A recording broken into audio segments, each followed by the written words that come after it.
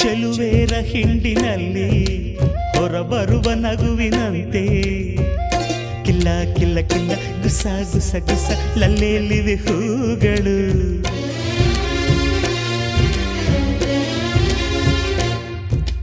ಮುಂಜಾನೆ ನೀರಿನಲ್ಲಿ ಮುಳುಗೆದ್ದ ಹೆಣ್ಣ ಮೈಲಿ ನಿಂತ ನೀರಿನಂತೆ ಜಾರ ಮುತ್ತಿನಂತೆ ನೆಂದಾಡಿವೆ ಕಣ್ಗಳು.